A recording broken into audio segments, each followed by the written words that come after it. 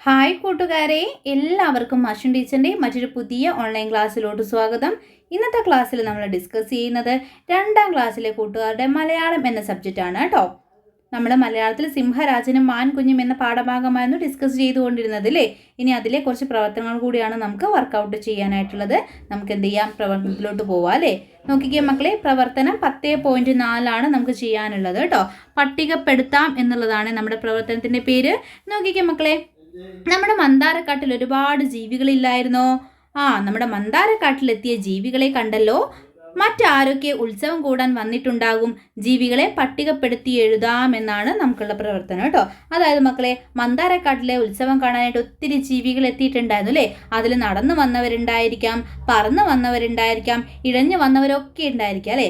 അപ്പോൾ ആ ഒരു അടിസ്ഥാനത്തിൽ അവിടെ മന്ദാരക്കാട്ടിലെത്തിയിട്ടുള്ള ജീവികളെ താഴെ തന്നിട്ടുള്ള പട്ടികയിൽ എഴുതാനാണ് പറഞ്ഞിട്ടുള്ളത്. ആദ്യത്തെ കോളത്തിൽ നടന്നു വന്നവരെയാണ് എഴുതേണ്ടത് കേട്ടോ. അപ്പോൾ ആരൊക്കെയായിരുന്നു നടന്നു വന്നത് എന്നുള്ളത് മക്കൾ അവിടെ എഴുതേണ്ടത്. പിന്നെ 2ാമത്തെ കോളത്തിൽ പാമ്പ് എന്ന് തന്നിട്ടുണ്ട് അല്ലേ. നമുക്കറിയാം പാമ്പ് എങ്ങനെയാണ് മക്കളെ സഞ്ചരിക്കുന്നത്? ഇഴഞ്ഞിഴഞ്ഞാണ് സഞ്ചരിക്കുന്നത് അല്ലേ. അപ്പം നമുക്ക് അവിടെ എന്ത് ഹെഡ്ലൈൻ കൊടുക്കാം? ഇഴഞ്ഞ് വന്നവർ എന്ന് കൊടുക്കാം അല്ലേ. അവസാനം നമുക്ക് പരുന്ത് എന്നാണ് കോളത്തിൽ തന്നത് അല്ലേ. പരുന്ത് എങ്ങനെയാണ് മക്കളെ സഞ്ചരിക്കുക? പറന്നാണ് സഞ്ചരിക്കുക അല്ലേ. അപ്പം നമുക്ക് അവിടെ എന്ത് ഉൾപ്പെടുത്താം? പറന്നു വന്നവർ എന്ന് ഉൾപ്പെടുത്താം കേട്ടോ. ഓക്കെ മക്കളെ, ഇത് വളരെ ഇമ്പോർട്ടൻ്റ് ആയിട്ടുള്ളൊരു ക്വസ്റ്റ്യൻ ആണ് കേട്ടോ. നമുക്ക് എക്സാമിന് ഈ ഒരു തരത്തിൽ ജീവികളുടെ പേരുകൾ തന്നുകൊണ്ടോ അല്ലെങ്കിൽ ചിത്രങ്ങൾ തന്നുകൊണ്ടോ അവയെ ക്ലാസിഫൈ ചെയ്യാനായിട്ട് പറയാറുണ്ട്. മുൻ വർഷങ്ങളൊക്കെ നമുക്ക് ചോദിച്ചിട്ടുള്ള ക്വസ്റ്റ്യൻ ആണ്. അപ്പോൾ ഇതെന്ത് ചെയ്യുക, നന്നായിട്ട് മക്കൾ നോക്കി വെക്കുക കേട്ടോ. ഓക്കെ മക്കളെ, അപ്പോൾ നോക്കിക്കേ, നടന്നു വന്നവരുടെ പേരുകളാണ് മിസ് ആദ്യത്തെ കോളത്ത് തന്നിട്ടുള്ളത്. നോക്കിക്കേ, കുരങ്ങ്, അതുപോലെ തന്നെ കരടി, ആന, പോത്ത്, ജിറാഫ്, സീബ്ര, സിംഹം, കടുവ, കുറുക്കല്ലേ. ഇവരൊക്കെ നമുക്ക് എന്ത് ചെയ്യാം, നടന്നു വന്നവരിൽ ഉൾപ്പെടുത്താം അല്ലേ. ഇനി ഇഴയുന്നവർ നമുക്ക് പാമ്പ്, അതുപോലെ പഴുതാര, അട്ട, ആമ, മുതല, ഒച്ച്, ഓന്ത്, അരണ എന്നിവയുടെ പേരുകൾ ഉൾപ്പെടുത്താം. പറക്കുന്നവരാരൊക്കെയാണ് മക്കളെ? പരുന്ത്, കാക്ക, പ്രാവ്, തത്ത, മയില്, കുയില്, കുരുവി, മൈന കേട്ടോ.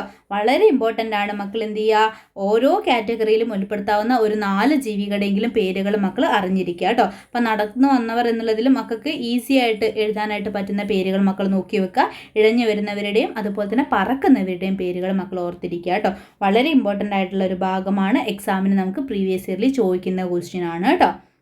ഓക്കെ മക്കളെ, ഇനി നമ്മൾ കൂടുതൽ നമ്മുടെ ഫൈനൽ എക്സാം ആവുന്ന സമയത്ത് നമ്മൾ എന്ത് ചെയ്യും, പ്രീവിയസ് ഇയർ ക്വസ്റ്റ്യൻസും കാര്യങ്ങളൊക്കെ ഡിസ്കസ് ചെയ്യും. അപ്പം മക്കൾക്ക് എഴുതാവുന്നതേ ഉള്ളൂ കേട്ടോ. ഓക്കെ മക്കളെ, ഇനി നമുക്ക് അടുത്തൊരു പ്രവർത്തനത്തിലോട്ട് പോവാം. പ്രവർത്തനം 10.5 നമ്മളിനി ഡിസ്കസ് ചെയ്യാനായിട്ട് പോകുന്നത് കേട്ടോ. നോക്കിക്കേ മക്കളെ, ജീവികളെ തരംതിരിക്കൂ എന്നതാണ് നമ്മുടെ പ്രവർത്തനത്തിൻ്റെ പേര് കേട്ടോ. എന്താണ്? ജീവികളെ തരംതിരിക്കൂ. നോക്കിക്കേ മക്കളെ, ഭക്ഷണം തയ്യാറാണ്. മാംസം കഴിക്കുന്നവരും സസ്യം കഴിക്കുന്നവരും വെവ്വേറെ ഇരിപ്പിടങ്ങളിൽ ഇരിക്കേണ്ടതാണ്. എങ്ങനെ ആയിരിക്കും ജീവികൾ ഇരുന്നിട്ടുണ്ടാവുക? തരംതിരിച്ചെഴുതാം. അപ്പം നോക്കിക്കേ മക്കളെ, അവിടെ ഒരു അനൗൺസ്മെൻ്റ് ആണ്. എന്താണ് അനൗൺസ് ചെയ്തിട്ടുള്ളത്? ഭക്ഷണം തയ്യാറാണ്. മാംസം കഴിക്കുന്നവരും സസ്യം കഴിക്കുന്നതും വെവ്വേറെ ഇരിപ്പിടങ്ങളിൽ ഇരിക്കേണ്ടതാണ് എന്നാണ് അവിടെ തന്നിട്ടുള്ള അനൗൺസ്മെൻ്റ് അല്ലേ. അപ്പോൾ മക്കൾ എന്ത് ചെയ്യണം, താഴെ തന്നിട്ടുള്ള പട്ടികയിൽ ആദ്യത്തെ കോളത്തിൽ മാംസം കഴിക്കുന്നവരുടെയും അടുത്തത് സസ്യം കഴിക്കുന്നവരെയും പിന്നെ രണ്ടും കഴിക്കുന്ന ജീവികൾ ഉണ്ടാവില്ലേ മക്കളെ, അതായത് സസ്യവും കഴിക്കും മാംസവും കഴിക്കുന്നവരില്ലേ, അവയുടെ പേരുമാണ് 3ാമത്തെ കോളത്തിൽ എഴുതേണ്ടത്. ക്ലിയർ ആയിട്ടുണ്ടല്ലോ? മാംസം കഴിക്കുന്ന ആളുകൾ, അതായത് മാംസാഹാരികൾ എന്ന് പറഞ്ഞിട്ട് നമ്മൾ വലിയ ക്ലാസ്സിലോട്ട് പോകുമ്പോൾ ആ ഒരു പേരാണ് പഠിക്കുക. എന്താണ്? മാംസാഹാരികൾ. പിന്നെ നമ്മൾ സസ്യം കഴിക്കുന്നവരില്ല, അതായത് സസ്യാഹാരികൾ. പിന്നെ നമ്മൾ മാംസവും സസ്യവും കഴിക്കുന്ന ജീവികളുണ്ടായിരിക്കും, അവയുടെ പേരുകളാണ് 3ാമത്തെ കോളത്തിൽ എഴുതേണ്ടത്. ഇതും മിസ് നേരത്തെ പറഞ്ഞ പോലെ തന്നെ വളരെ ഇമ്പോർട്ടൻ്റ് ആയിട്ടുള്ളതാണ്, നമ്മുടെ എക്സാമിന് ചോദിക്കുന്നതാണ്. ഇത്തരത്തിൽ ജീവികളുടെ പേരുകൾ തന്നുകൊണ്ട് അവയെ എന്ത് ചെയ്യാൻ പറയും, ഇങ്ങനെ അവർ ആഹാരം കഴിക്കുന്നതിൻ്റെ അടിസ്ഥാനത്തിൽ അവയെ ക്ലാസിഫൈ ചെയ്യാനായിട്ട് പറയും. അപ്പം നോക്കിക്കേ മക്കളെ, മാംസം കഴിക്കുന്നവർ ആരൊക്കെയാണ്? യെസ്, കടുവ, സിംഹം, പുലി, കുറുക്കൻ, ചെന്നായ അല്ലേ. ഇവയൊക്കെ ആരാണ്? മാംസം കഴിക്കുന്ന ആളുകളാണ് അല്ലേ. അപ്പോൾ ഓർത്തിരിക്കുക, കടുവ, സിംഹം, പുലി, കുറുക്കൻ, ചെന്നായ. ഇനി സസ്യം കഴിക്കുന്നവർ, അവയുടെ പേരുകളാണ് മക്കൾ പ്രത്യേകം അറിഞ്ഞിരിക്കേണ്ടത് കേട്ടോ. മാംസം കഴിക്കുന്നവരുടെ പേരുകൾ ഒരു പക്ഷേ കൂട്ടുകാർക്കൊക്കെ അറിയാമായിരിക്കും അല്ലേ. ഈ പുലി, കടുവ തുടങ്ങിയിട്ടുള്ള ജീവികളൊക്കെ അതിൽ ഉൾപ്പെടുന്നതാണ്. അതൊക്കെ മക്കൾക്ക് വേഗം പറ്റും പഠിക്കാനായിട്ട്. പിന്നെ സസ്യം കഴിക്കുന്നതായിരിക്കും കൂട്ടുകാർക്ക് ചിലപ്പോൾ ഒരു സംശയം ഉണ്ടായിരിക്കുക. അപ്പോൾ അത് നോക്കിക്കുക മക്കളെ, സസ്യം മാത്രം കഴിക്കുന്നവരാണ് ഒന്ന് ആന, പിന്നെ പശു, അതുപോലെ തന്നെ മുയൽ, എരുമ, പോത്ത്, ആട്, മാൻ തുടങ്ങിയിട്ടുള്ള ജീവികൾ സസ്യം മാത്രം കഴിക്കുന്നവരാണ്. വളരെ ഇമ്പോർട്ടൻ്റ് ആയിട്ടുള്ളൊരു ക്ലാസിഫിക്കേഷനാണ്. മിസ് വീണ്ടും വീണ്ടും പറയുകയാണ്. അപ്പോൾ സസ്യം കഴിക്കുന്നവരാരൊക്കെയാണ്? ആന, പശു, മുയൽ, എരുമ, പോത്ത്, ആട്, മാൻ തുടങ്ങിയ ജീവികളൊക്കെ സസ്യം കഴിക്കുന്നവരാണ്. ഇനി അടുത്ത് നമ്മൾ പറഞ്ഞു സസ്യവും മാംസവും കഴിക്കുന്ന ആളുകളെ കുറിച്ച് നമ്മൾ പറഞ്ഞു അല്ലേ. അതിലൊന്ന് ഉൾപ്പെട്ടതാണ് കരടി, അതുപോലെ തന്നെ പന്നി, പിന്നെ കാക്ക. അല്ലെ, എന്ത് കൊടുത്താലും നമ്മൾ കഴിക്കില്ലേ? സസ്യാഹാരം കൊടുത്താലും മാംസാഹാരം കൊടുത്താലും ഒക്കെ ആര് കഴിക്കലുണ്ട്? കാക്ക കഴിക്കാറുണ്ട് അല്ലേ. അതുപോലെ തന്നെയാണ് കോഴി കഴിക്കും, പൂച്ച, നായ, മനുഷ്യൻ അല്ലേ. മനുഷ്യൻ വളരെ ഇമ്പോർട്ടൻ്റ് ആണ്. നമ്മൾ സസ്യാഹാരിയും മാംസാഹാരിയുമാണ് അല്ലേ, രണ്ടും നമ്മൾ കഴിക്കാറുണ്ട്. ഓക്കെ മക്കളെ, അപ്പോൾ വളരെ ഇമ്പോർട്ടൻ്റ് ആയിട്ടുള്ളൊരു ക്ലാസിഫിക്കേഷനാണ്. ഓർത്തിരിക്കുക, നമുക്ക് എക്സാമിന് ആവശ്യമുള്ളതാണ്. ഇനി നമ്മൾ റിവിഷൻ ക്ലാസ്സുകൾ നമ്മൾ പതിയെ സ്റ്റാർട്ട് ചെയ്തു അല്ലേ. ഇപ്പോൾ നമ്മുടെ മാത്സിൻ്റെ ഒരു റിവിഷൻ കഴിഞ്ഞിട്ടുണ്ട്. ഇനി അതേപോലെ തന്നെ നമ്മുടെ ആപ്പിൽ കൂട്ടുകാർക്ക് കൂടുതൽ റിവിഷൻ ക്ലാസ്സുകൾ എല്ലാ സബ്ജക്റ്റിൻ്റെതും അവൈലബിൾ ആയിരിക്കും കേട്ടോ. സബ്ജക്റ്റ് ചാപ്റ്റർ വൈസ് ആയിട്ടാണ് നമ്മൾ റിവിഷൻ ക്ലാസ്സുകൾ തരുന്നത്. അപ്പോൾ മക്കൾ എന്ത് ചെയ്യുക, പെട്ടെന്ന് തന്നെ നമ്മുടെ ചാപ്റ്റേഴ്സൊക്കെ ഒന്ന് കവർ ചെയ്തതിന് ശേഷം നമ്മൾ എന്ത് ചെയ്യും, റെഗുലറായിട്ട് ഓരോ ദിവസവും നമ്മൾ ഓരോ ചാപ്റ്റർ റിവിഷൻ ചെയ്ത് വന്നിട്ട് നമ്മുടെ ഫൈനൽ എക്സാമിനായിട്ട് പ്രിപ്പയർ ചെയ്യുന്നതാണ്. അപ്പം നിങ്ങൾക്ക് നമ്മുടെ ആപ്പിൽ അതുമായിട്ട് റിലേറ്റ് ചെയ്തുള്ള ക്വസ്റ്റ്യൻസും കാര്യങ്ങളൊക്കെ അറ്റൻഡ് ചെയ്യാം. അപ്പോൾ നമ്മുടെ ആ ഒരു എക്സാം സ്പെഷ്യൽ ബാച്ചിലോട്ട് മാത്രമായിട്ട് നിങ്ങളുടെ മറ്റേതെങ്കിലും കൂട്ടുകാർക്ക് ജോയിൻ ചെയ്യാൻ താല്പര്യം ഉണ്ടെങ്കിൽ ഇവിടെ സ്ക്രീനിൽ കാണുന്ന 8589823710 എന്ന നമ്പർ മക്കൾ എന്ത് ചെയ്യുക, നിങ്ങളുടെ കൂട്ടുകാർക്ക് കൂടി ഒന്ന് ഷെയർ ചെയ്ത് കൊടുക്കുക കേട്ടോ. ഓക്കെ മക്കളെ, ഇനി നമുക്ക് എന്ത് ചെയ്യാം, അടുത്തൊരു പ്രവർത്തനത്തിലോട്ട് പോവാം അല്ലേ. നോക്കിക്കുക മക്കളെ, എല്ലാ കൂട്ടുകാർക്കും ഒത്തിരി ഇഷ്ടപ്പെട്ട ഒരു പ്രവർത്തനമാണ് പദപ്രശ്നം അല്ലേ. നമ്മുടെ പസിൽസ് കംപ്ലീറ്റ് ചെയ്യാം അല്ലേ. പ്രവർത്തനം 10.6 അപ്പോൾ നമുക്ക് കുറച്ച് സൂചനകൾ തന്നിട്ടുണ്ട്. ആ സൂചനകൾ ഉപയോഗിച്ചുകൊണ്ട് എന്താണ് ആൻസർ എന്ന് കണ്ടെത്തിയിട്ട് നമുക്ക് താഴെ എന്ത് തന്നിട്ടുണ്ട് മക്കളെ, എന്താ ഒരു പസിൽ തന്നിട്ടുണ്ട്, അതിൽ ആൻസർ എഴുതാനാണ്. അപ്പം നമുക്കൊക്കെ അറിയാലോ, ഇവിടെ ഇതാണെന്ത്, വലത്തോട്ട് എന്ന് പറയുന്നത് അല്ലേ. ഭാഗമാണ് വലത്തോട്ട്, ഇതാണെന്ത്, താഴോട്ട് എന്ന് പറയുന്നത്. അപ്പോൾ നമുക്ക് വലത്തോട്ടുള്ള ക്ലൂകളും ഉണ്ടായിരിക്കും, അതുപോലെ തന്നെ താഴേക്ക് തരുന്ന ക്ലൂകളും ഉണ്ടായിരിക്കും അല്ലേ. അപ്പോൾ ആ ക്ലൂകളുടെ അടിസ്ഥാനത്തിൽ മക്കൾ എന്ത് ചെയ്യണം, എന്താണ് ആൻസർ എന്നുള്ളത് കണ്ടെത്തണം. ഓക്കെ മക്കളെ, അപ്പോൾ ആദ്യം നമുക്ക് വലത്തോട്ടാണ് അല്ലേ. അപ്പോൾ നമ്മൾ ഈ സൈഡിലോട്ടാണ് എഴുതേണ്ടത് അല്ലേ. ആദ്യത്തെ ക്ലൂ ഇതാണ്: പാറ പോലെ വയറുണ്ട്, തൂണ് പോലെ കാലുണ്ട്, ചൂല് പോലെ വാലുണ്ട്, മുറം പോലെ ചെവിയുണ്ട്. എന്താണ് മക്കളെ ഉത്തരം? ആരാണ്? യെസ്, നമ്മുടെ ആനയാണ് ആൻസർ വരുന്നത് അല്ലേ. പാറ പോലെ വലിയ വയറല്ലേ മക്കളെ ആനയ്ക്ക് അല്ലേ. അതുപോലെ തന്നെ തൂണ് പോലെ വലിയ കാലുകളുണ്ട്, പിന്നെ ചൂല് പോലുള്ളൊരു വാലുണ്ട്, അതുപോലെ തന്നെ ചെവി എങ്ങനെയാണ്, നല്ല മുറം പോലുള്ള ചെവിയുണ്ട്. ഉത്തരം എന്താണ്? ആന. അപ്പോൾ ഒന്നാമത്തെ ചോദ്യമാണ് എവിടേക്കാണ്, വലത്തോട്ടാണ്. അപ്പോൾ നിങ്ങൾ ഒന്ന് വലത്തോട്ടെന്ന് പറഞ്ഞാൽ ഇവിടോട്ട് അല്ലേ. അപ്പോൾ എന്ത് എഴുതണം അവിടെ? ആന. എന്താണ് മക്കളെ? ആന. ഇനി അടുത്ത നോക്കിക്കുക മക്കളെ: മുറുക്കി ചുവപ്പിച്ച മുത്തശ്ശി, പച്ചയുടുപ്പിട്ട മുത്തശ്ശി, കതിരുകൾ കൊത്തും മുത്തശ്ശി, കൊഞ്ചി പറയും മുത്തശ്ശി. ആരാണ് മക്കളെ? മുറുക്കി ചുവപ്പിച്ചതാണ് അല്ലേ മുത്തശ്ശി നിൽക്കുന്നത്. ആരാണ്? നമ്മുടെ തത്തമ്മയാണ് അല്ലേ. തത്തയുടെ ചുണ്ട് നോക്കിക്കുക മക്കളെ, നല്ല റെഡ് കളറാണ്. അതുപോലെ തന്നെ പച്ചയുടുപ്പ് എന്നാണ് പറഞ്ഞിട്ടുള്ളത്, അതും ശരിയാണ്. പിന്നെ കതിരുകൾ കൊത്തു അല്ലേ, നമ്മുടെ നെൽക്കതിരൊക്കെ കൊത്തി തിന്നുന്ന ആളാണ് ആര്? നമ്മുടെ തത്ത. അതുപോലെ തന്നെ കൊഞ്ചിപ്പറയും മുത്തശ്ശി. അപ്പോൾ രണ്ടാമത്തെ ചോദ്യമാണ്. 2 വലത്തോട്ടാണ് മക്കൾ എന്ത് ചെയ്യേണ്ടത്, എഴുതേണ്ടത് കേട്ടോ. അതാ ഇവിടെ 2 എന്നുള്ള കോളം ഇവിടെ ഉണ്ട്. അപ്പോൾ 2 തത്ത. ഓക്കെ. ദെൻ അടുത്ത ക്വസ്റ്റ്യൻ നോക്കിക്കുക മക്കളെ, 3 കറുത്ത വരയൻ കുപ്പായം, മഞ്ഞക്കുപ്പായം, നീണ്ടൊരു വാലും വലിയൊരു തലയും, നീണ്ടു നിവർന്നു വരുന്നൊരു വീരൻ, പൂച്ചയിൽ ഏറ്റവും വലിയവൻ എന്നാൽ പൂച്ചയല്ലിവൻ ആരാവാം. എന്താണ് മക്കളെ ചോദ്യം? എന്താണ്? കറുത്ത വരയൻ കുപ്പായം, മഞ്ഞക്കുപ്പായം, നല്ല കറുത്ത വരയുള്ള മഞ്ഞക്കുപ്പായമാണ്. നീണ്ടൊരു വാലും വലിയൊരു തലയും അല്ലേ, നല്ല നീളമുള്ള വാലുണ്ട്, വലിയ തലയുണ്ട്, നീണ്ടു നിവർന്നു വരുന്ന ഒരു വീരൻ, പൂച്ചയിൽ ഏറ്റവും വലിയവൻ എന്നാൽ പൂച്ചയല്ലിവൻ ആരാവും അല്ലേ. പൂച്ചയിൽ ഏറ്റവും വലിയവനാണ്, പക്ഷെ അതല്ല, പൂച്ചയല്ല. ആരാണ് മക്കളെ? ആരാണ് മക്കൾ പറഞ്ഞേ? യെസ്, മൂന്നാമത്തെ ആൻസർ ആരാണ്?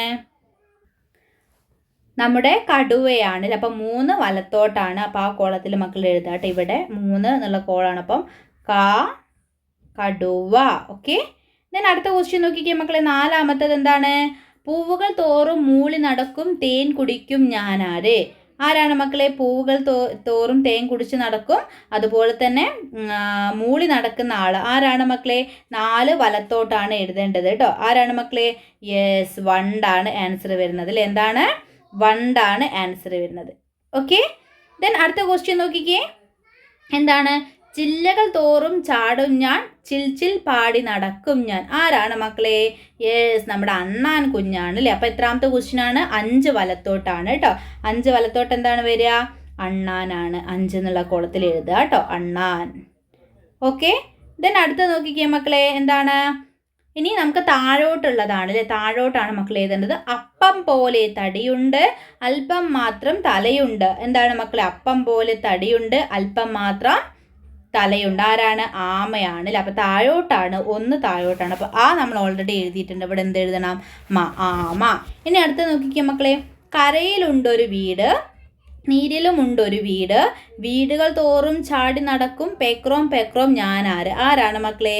തവളയാണ്. നമുക്കറിയാം തവള എവിടെയാണ്? കരയിലും താമസിക്കുക, അതുപോലെ തന്നെ നീരിലും ഉണ്ടൊരു വീട്. നീരെന്ന് ഉദ്ദേശിക്കുന്നത് എന്താണ്? വെള്ളത്തെയാണല്ലോ. അപ്പോൾ വെള്ളത്തിലും താമസിക്കും, വീടുകൾ തോറും ചാടി നടക്കും, പേക്രോം പേക്രോം ഞാനാര്. ആരാണ് മക്കളെ? യെസ്, തവളയാണല്ലോ. അപ്പോൾ 2 താഴോട്ടാണ് എഴുതേണ്ടത്. ഇതാണ് 2 താഴോട്ട്. തായും വായും അവിടെ ഉണ്ട്, അതുകൊണ്ട് എന്താണ്? തവള. ക്ലിയർ ആയിട്ടുണ്ടല്ലോ? അടുത്തത്, തേനിൻ കൂടുകൾ തേടി നടക്കും, കറുത്ത കമ്പിളി കുപ്പായക്കാരൻ. ആരാണ് മക്കളെ? യെസ്, നമ്മുടെ കരടിക്കുട്ടനാണ് അല്ലേ? അപ്പോൾ എത്രാമത്തതാണ്? 3 താഴോട്ടാണ്. അപ്പോൾ ഇതാണ് 3, താഴേക്ക് കായ അവിടെ ഉണ്ട്. അപ്പോൾ ഡി അല്ലേ? കരടി. ഇനി അടുത്ത് നോക്കിക്കേ മക്കളെ. കൊമ്പൻ കാള ഇഴഞ്ഞു വരുന്നു, പിടിക്കാൻ ചെന്നാൽ കൊമ്പില്ല. ആരാണ് മക്കളെ? പറഞ്ഞേ. 6ാമത്തതാണല്ലോ. ആരാണ്? എല്ലാവരും പറഞ്ഞേ, ആരാണത്? നമ്മുടെ ഒച്ചാണ് ആൻസർ വരുന്നത് അല്ലേ? അപ്പോൾ അതാണ് മക്കൾ അവിടെ എഴുതേണ്ടത്. ഇനി അടുത്തത് നോക്കിക്കേ മക്കളെ. എന്താണ്? തുള്ളിച്ചാടി നടക്കും ഞാൻ, ചില്ലകൾ പോലെ കൊമ്പുണ്ട്, പുല്ലാണെന്നുടെ ആഹാരം, ഞാൻ ആരെന്നത് പറയാമോ. ആരാണ് മക്കളെ? യെസ്, നമ്മുടെ മാനാണ്. മാത്രം എഴുതിയാൽ മതി, ബാക്കി അക്ഷരം അവിടെ തന്നിട്ടുണ്ട് അല്ലേ? ഓക്കെ, അപ്പോൾ ഇതേ രീതിയിലാണ് മക്കൾ എന്ത് ചെയ്യേണ്ടത്? ആ ഒരു പസില് പൂർത്തീകരിക്കേണ്ടത്. ഇനി നമുക്ക് പാടി രസിക്കാനായിട്ട് ചെറിയൊരു പാട്ട് അവിടെ തന്നിട്ടുണ്ട് കേട്ടോ. എന്താ നോക്കിക്കേ മക്കളെ. ജഷം. കുഞ്ഞൻ മത്തി കരഞ്ഞു അമ്മേ, കുറ്റപ്പേര് വിളിച്ചെന്നെ. ആരു വിളിച്ചു കുറ്റപ്പേര്? ഞണ്ടിൻ കുഞ്ഞു വിളിച്ചമ്മേ. എന്തു വിളിച്ചു കുറ്റപ്പേര്? ചഷമെന്നെ വിളിക്കുന്നു. കുഞ്ഞനെയമ്മ ചിറകിൽ ചേർത്ത് ഉമ്മ കൊടുത്തു ചിരിച്ചല്ലോ. ചഷമെന്നതു കുറ്റപ്പേരല്ലെന്നറിയണം കുഞ്ഞുങ്ങൾ. ചഷവും മീനും മത്സ്യവുമെല്ലാം നമ്മുടെ പേരാണറിയണം. എന്താണ് മക്കളെ? ആരെക്കുറിച്ചാണ് അവിടെ പാട്ട് തന്നിട്ടുള്ളത്? നമ്മുടെ മീൻ കുഞ്ഞും അമ്മയും തമ്മിലുള്ളൊരു സംഭാഷണ രൂപത്തിലുള്ളൊരു പാട്ടാണ് അവിടെ തന്നിട്ടുള്ളത് അല്ലേ? നമ്മുടെ കുഞ്ഞമ്മത്തി കരയാണ്. എന്ത് പറഞ്ഞുകൊണ്ടാണ് കരയുന്നത്?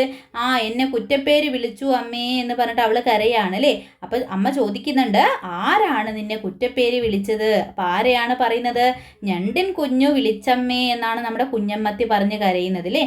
അപ്പം നമ്മുടെ അമ്മ ചോദിക്കുകയാണ്, എന്താണ് നിന്നെ വിളിച്ച കുറ്റപ്പേര് എന്നല്ലേ? അപ്പം എന്താണ് പറഞ്ഞു കൊടുക്കുന്നത്? എന്നെ ചഷമെന്നാണ് വിളിച്ചത് എന്ന് പറഞ്ഞു അല്ലേ? അത് കേട്ടപ്പോൾ നമ്മുടെ അമ്മ എന്താണ് ചെയ്തത്? അവളെ ചിറകിനോട് ചേർത്ത് കൊടുത്ത് ഉമ്മ കൊടുത്ത് ചിരിക്കുകയാണല്ലേ? എന്നിട്ട് എന്ത് പറഞ്ഞു കൊടുത്തു?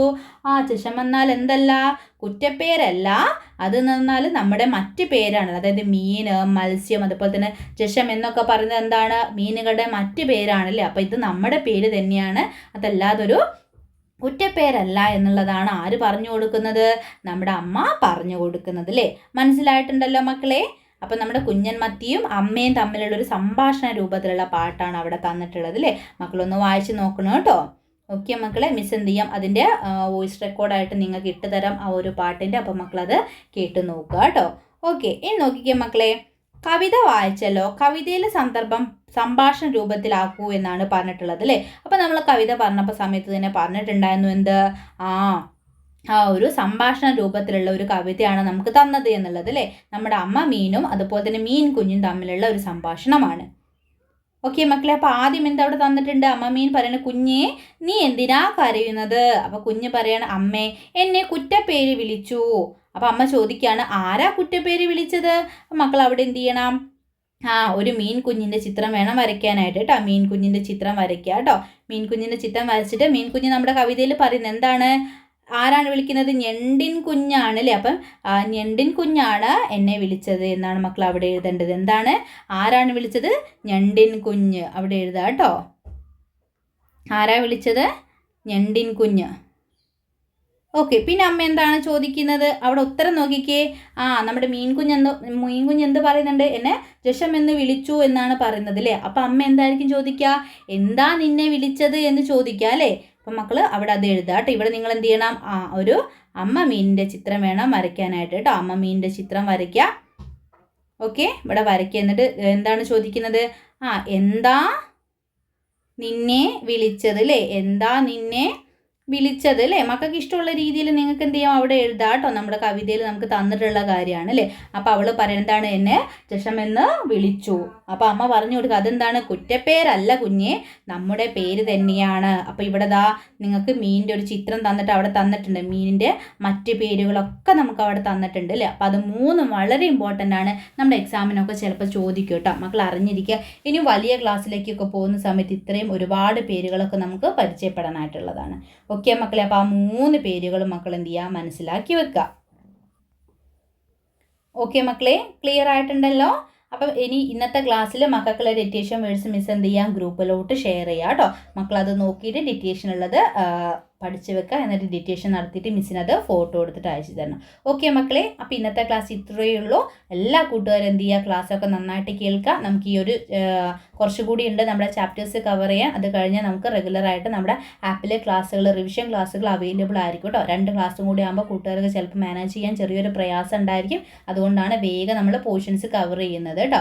ഓക്കെ മക്കളെ, അപ്പോൾ നിങ്ങളുടെ കൂട്ടുകാർക്ക് നമ്മുടെ ആപ്പിലോട്ട് മാത്രമായിട്ട് എക്സാം സ്പെഷ്യൽ ബാച്ചിൽ ജോയിൻ ചെയ്യാൻ താല്പര്യം ഉണ്ടെങ്കിൽ മിസ്സിൻ്റെ നമ്പർ മക്കൾ അവർ കൂടി ഷെയർ ചെയ്യണേ. ഓക്കെ മക്കളെ, അപ്പോൾ നമുക്ക് മറ്റൊരു ക്ലാസ്സുമായിട്ട് അടുത്ത ദിവസം വീണ്ടും കാണാം.